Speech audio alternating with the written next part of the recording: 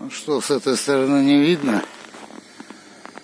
Одни добытчики льда. И там он возле острова. Туда дальше какой-то настырный сидит.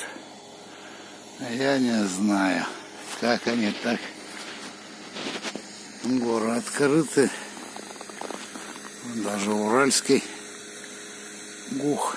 Видно вершина. Все, бежим в обратку в гараж. Печь топить.